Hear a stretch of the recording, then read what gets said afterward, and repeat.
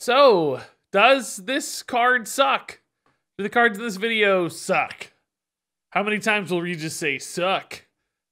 All those questions and more answered in this video where we talk about the most overrated cards in the Darkmoon Faire expansion. In other words, cards that the community gave pretty good scores to. They thought they were going to be meta staples, so on and so forth.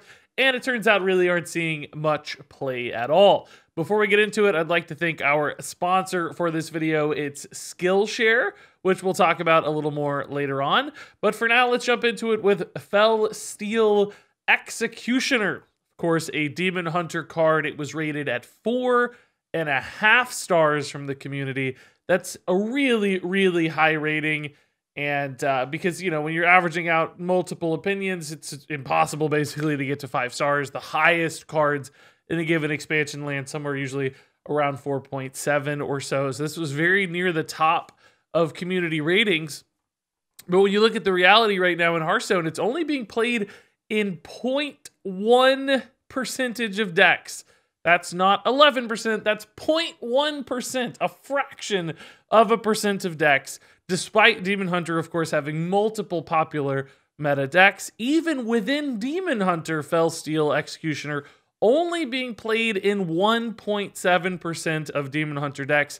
Basically, you know, maybe 200 times against Demon Hunter, you might see this card, but that's even falling over time. It's just not a card that is making the cut in Demon Hunter. Now, I personally gave this card 3 stars. I wasn't quite as excited about it as most of the community, but nonetheless, I still overrated this one a little bit because it's not even living up to a 3-star expectation right now because it's really not seeing any play at all. So what's going on with Fel Steel Executioner, and is this card doomed forever, or maybe will it have a chance to shine in the future?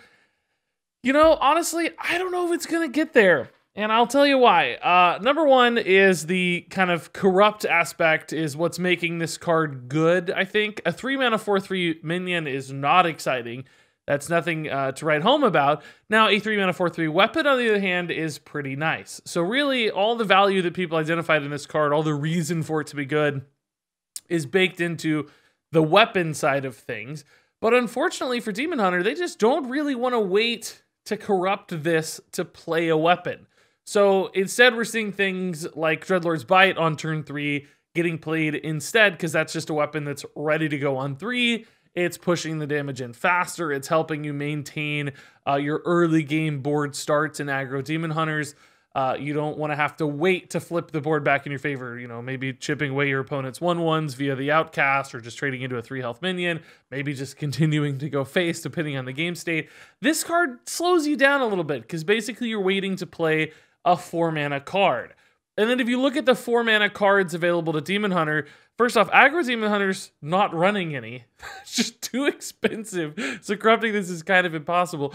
And then even in Soul Fragment Demon Hunter, it's Marrow Slicer that's your most common 4-mana play, which clearly causes some problems where you don't want to play a weapon to corrupt your weapon card, basically. You're creating a natural conflict of interest there. So this has speed issues. It has just like kind of like fit deck issues where it doesn't really make sense in the decks we see today.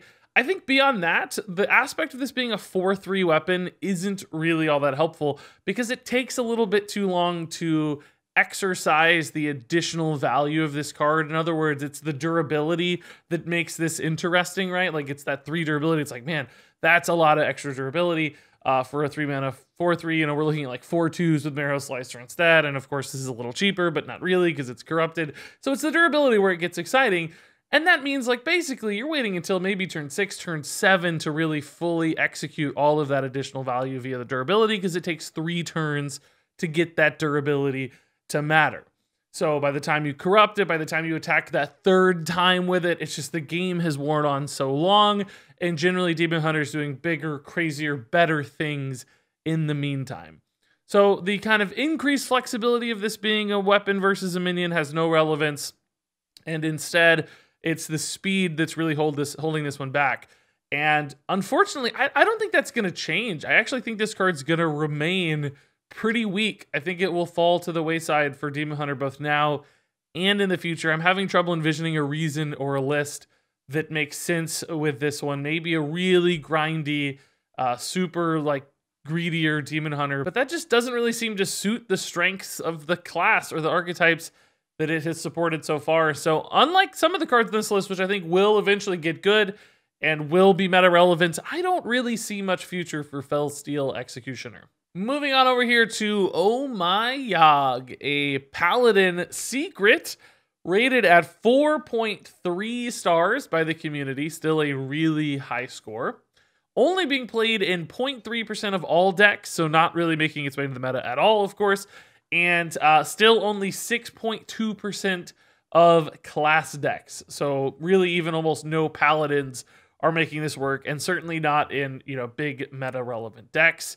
I'm going to give this one some more shot in Secret Paladin soon, but right now, Oh My Yogg just isn't getting there. Now, I was able to give this one 2 stars, which seems right now pretty dead on accurate. We'll see if that changes in the future, but one of the only ones in this video I actually got right. And so what's the problem with Oh My Yogg, right? Everybody keeps telling me that this is a really cheap counterspell, and counterspell is a good card. And this is just like a better, cheaper version of counterspell. And sort of, right? Like it can be, of course, because it can disrupt your opponent's key spell. They have one very specific spell they're looking to play. This can disrupt it, turn it into something else, and kind of ruin their game plan. But there are other instances where this really isn't much of a counterspell at all, or sometimes even backfires. Like we played this against a shaman.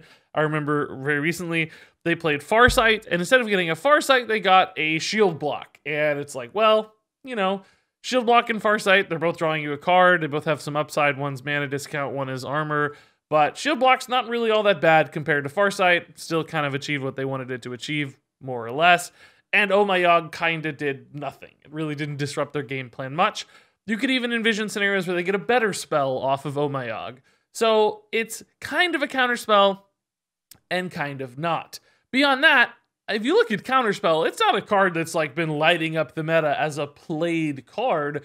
Counterspell's great off of random generation when it really surprises people. But the core secrets we've seen most readily in Mage over the last year or two have been defensive ones like Flame Ward and Ice Barrier. It's not really the disruptive ones like Counterspell as much. Even Netherwind Portal seems to be played above Counterspell. So I don't even know if that's like a good metric to compare Oh My Yogg to. It's like it's almost as good as a card that only kind of barely has any meta relevance. That's not a great sign or comparison. On top of all of that, Paladin Secrets are just really hard to put in decks. Again, they're cool when you randomly generate them. This is great off of like Shadow Jeweler Hanar in Rogue. It's a really relevant secret to exist, but it's not one that's really going to get played in decks unless you have a really dedicated secret Paladin list like we had way back in the day with something like Mysterious Challenger that basically tutors and tempos all of your secrets into play at once, as opposed to having to draw these really low output 1-mana cards. That's tough for a deck to do, particularly in a post-Divine Favor world where Paladin just can't reload their hand. So dumping a bunch of 1-mana stuff leaves them completely out of gas, and Oh My Yogg just doesn't make up the difference, doesn't generate enough additional value to really substantiate it being run in the deck in the first place. So it's got that Paladin Secret problem. It's got this, you know, sometimes good effect, basically, that makes it somewhat inconsistent, which means there's just really no reason to play it in a deck. It's a cool card that exists. It's important to be in Hearthstone, but it's just not important to be in an actual deck. So next up here is Shadow Clone, another secret here for Rogue. And man, secrets are kind of hard to judge. I get it, because it's hard to envision the different game states and scenarios in which these are going to be played. And this one came in at 4.4 stars in the community, and I myself gave this one 4 stars as well. So a lot of love for Shadow Clone. Unfortunately, the metrics here just do not substantiate Shadow Clone at all. It's in 0.03% of all Hearthstone decks and only in 2.6% of Rogue decks. And there are even some Rogue lists running secret packages. So it's not even like this is missing from an archetype standpoint. There are archetypes that should support this card, and it still isn't being played. And really the problem is, right, it's just so inconsistent in the kind of result it's going to turn into. It's summoning a copy of a minion with stealth after your hero is attacked by a minion, and there's just 1/1s everywhere in Hearthstone these days. So your opponent attacks you with a 1/1, you get a 1/1 with stealth, and that's stupid. That's not any good at all. You don't need a 1/1 with stealth. There's almost never scenarios where you're going to get some amazing result with this. Now, I know for me, when I was assessing this card, I thought it would be pretty important that it existed because it added an additional vector of secret testing for Rogue, where right now, it doesn't matter if you attack face in standard format with Rogue, none of their secrets proc on face attacks. It's, you know, ambush, bamboozle, dirty tricks, those are all, or plagiarize, they're all like play-based or minion attack-based. And it seemed like this was cool because it makes your opponent kind of second guess that face attack and maybe reorganize their turns a little bit. And that could be helpful because it adds an additional layer of checking for results. And unfortunately, that just isn't important to Rogue because the result is so weak that it doesn't matter that additional vector is there. People just ignore it anyway because there's always something weak and easy to attack with. I mean, is this card ever going to get good? I don't know, because we already have some secret-based Rogue stuff happening, and it's not there now. I don't know what's going to change that suddenly makes this good. Maybe when lackeys rotate out here in the near future, and there are less 1/1s in the meta, that this gets slightly more consistent, but there's still going to be tokens. There's still going to be weak cards, 1-drops, etc., floating around always. So I just don't know how Shadow Clone gets there, because it doesn't really stop anything or disrupt your opponent. Can't even work well with taunt minions because it gives the minions stealth, so there's no like defensive utility here immediately. It just feels like this one doesn't line up in an actual game state. I think it's more awkward than useful. So I really don't think Shadow Clone is going to be good in the future either. I think we just kind of missed the mark on this one and assumed that face attack would matter and change how people played against Rogue secrets, but I just don't think it does. So before we continue our list here, let's talk about our sponsor for this video. It's Skillshare. If you don't know Skillshare, it's an online community where millions of people go to take online classes to learn various creative skills. You could learn how to draw, to paint. You could learn video editing to make your very own YouTube channel like this one. Members get access to thousands of different inspiring classes, most of which are under an hour with short lessons. For instance, I took this class, Advanced Video Editing with Adobe Premiere Pro, with Jordy Vandeput. He had a pretty nice beard and some handy tips and tricks. And special bonus, the first 1,000 people who use the link in the description will get a free trial of a Skillshare Premium membership. There's a lot to learn in this world, and I'm excited to hear what you guys learn on Skillshare. All right, so I hope you're ready to learn something new from Skillshare. In the meantime, let's learn something here about the Nameless one for Priest. A 4.6 rating here for the Nameless one. A super, super high community score. 5 stars from yours truly, but somehow, mysteriously, only in 0.3% of all decks right now in Hearthstone. Now, notably, this is in 20% of Priest decks, which you might say, hey, Regis, that's not a failure. Like, that's pretty good for Priests. Like, a lot of Priests are running this. I think you're halfway right, but that does not make this a 5-star card or even a 4.6-star card.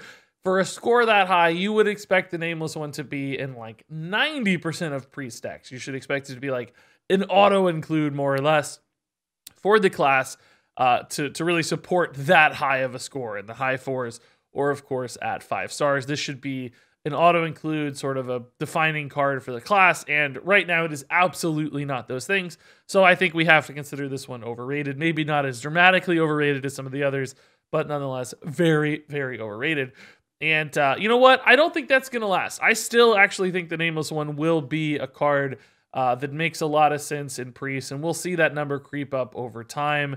We're at the end of a rotation right now, right? So there's a lot of cards available in Priest. There's some very refined strategies happening, and the Nameless one kind of feels like a toss-in that doesn't necessarily counter anything in the meta right now, except maybe Librams. It's pretty solid. You can silence off multiple Librams from your opponent and start building toward Librams yourself. But all it takes is a couple really good silence targets, big high-value cards for the Nameless one to be a very cheap onboard swing. We saw Spellbreaker be an incredibly meta-relevant card in the past. This is basically Spellbreaker with additional upside. Now, of course, Spellbreaker was a little bit more prominent in like aggro decks as a way to push through taunts and keep pressure going. Priest doesn't currently have an aggro deck, so maybe that's one angle for this card to see played. I think there's still some Highlander angles, although we're losing Zephrys and Dragon Queen Alexstrasza soon, so that might be shaky footing. But even just a mid-range priest, a control priest with access to less tools after a rotation, for instance, all of those things start opening up worlds for Nameless One. Do I think this will ever be a 5-star card? Maybe not. I don't guess so. I don't even really know if I should have given this 5 stars, because I don't know if it ever is like deck defining so much as just like really consistent. But I think someday we could easily see this as a 4-star card. May still be slightly overrated, but I think this is one, it still just makes way too much sense to me. I think it'll fill in some gaps and start to be played somewhere down the line. All right, so our final 2 cards here kind of go together, but we'll start here with Grand Finale for Mage. This was given 4.4 stars by the community, only being played in 0.1% of all decks and only 6% of Mage decks, so really not much play here at all. Basically people forcing Elemental Mage, and that seems to be shrinking over time as we're realizing that's just not going to be a big meta impactful deck. I gave this one 3 stars, so I wasn't quite as much into the hype on Grand Finale, but still thought it might see some fringe play. Right now, it's probably more like a 2.5 star card by my scoring metrics at least, and probably will get lower. Because this is just an elemental card, and there aren't enough good elementals or a reason to play elementals in Mage right now. I don't know if that's going to change in the future. It's hard to say. Like, obviously, if they print a ton of elemental support, I mean, this card could be great. It could get there as the big finisher piece for your elemental deck. I think it's more likely that this was sort of a last-ditch effort to support an elemental package. Sometimes we see that in the final expansion of a rotation. They'll print like 1 or 2 more support cards to try to help an archetype get off the ground. And I think this was it for the elemental tempo-y stuff we've seen in the past, like Animated Avalanche, for instance. And now we have Grand Finale, putting this nice little elemental curve together. If this didn't get it there, I'm worried Blizzard will not be going back to elementals for Mage. But, you know, it just depends on whether they do or not. I think this is still a suitable finisher card. It feels powerful when people actually do get it to work and get it into play. It's just that right now, Elemental Mage isn't a good enough deck to support that game plan. So I certainly haven't given up hope for Grand Finale. I think it could someday indeed be a 3-star or maybe even a 4-star card if they print a ton of elemental stuff in the future. But it doesn't have that long, being at the end of its rotation. You know, it's basically got a year and change to get there, as opposed to like a full 2 years if this had been printed early in a rotation cycle. So a little bit of a challenge to overcome here for Grand Finale, but I think it absolutely has some possibility. All right, then heading over to our final card here, it kind of goes to the last one, of course. It's Confection Cyclone, another elemental card here for Mage. This one was rated 4.6 stars. The difference there being that people thought this card might actually just get played even like outside of elemental stuff, just providing some nice, consistent early tempo. I think some like Firefly comparisons came to mind. This could just be a good card in a variety of tempo-y or even maybe like a Highlander list. You just need 2 drop, toss in Confection Cyclone, fix your curve, and you're good to go. In reality, it's a little bit closer than Grand Finale there, but still barely seeing any play in Mage. Certainly not living up to the 4.6 stars rating that people offered. And I only gave this one 2 stars, which so far, I mean, that's probably pretty close to reality. Maybe you'd say 2.5 stars right now if you had to really narrow it in, but 2 stars is fine. I definitely didn't overrate this one as much as most. And the reason for that for me was I just didn't really see this elemental package coming together. And I didn't think the kind of like curve flexibility that this card would provide would be enough to knock out other really refined cards that are doing specific things for Mage, whether that's in a Highlander list or a secret list, whatever it is. Cards generally have very specific purposes, and this didn't seem to fit a specific niche enough to supplant something else. Because it's not just like, is a card good? It's, is this card better than some other card to make the cut in a given list? And I just didn't think this one would get there. I thought it had to have the elemental support to make sense. I didn't really see elemental stuff coming together all that well. So Confection Cyclone just didn't seem like it'd see much play to me. So far, that has remained true. Now, much like our previous card, will this always be a 2-star card? I don't know. I think it has some pretty good potential if, again, there are enough reasons to do elemental synergy stuff, continue those elemental synergy chains. This would be a great engine for that kind of deck. So if Blizzard goes back to the elemental well, I actually think Confection Cyclone has a more likely chance to succeed than Grand Finale, just because it's less reliant on, getting to 8 mana. It's, maybe less of a centerpiece in Grand Finale, but far more of an engine and support for that archetype. So any elemental deck would almost definitely run this, whereas Grand Finale could occasionally be like too slow or too awkward, whatever it might be. So Confection Cyclone, I think, is actually a little more hopeful than Grand Finale. I still don't really see it coming together unless they print some hard elemental support, but that possibility is always there. Will it get to 4.6 stars like the community said? No, I doubt it, but maybe a 3, maybe 4-star card is possible for this one in the future.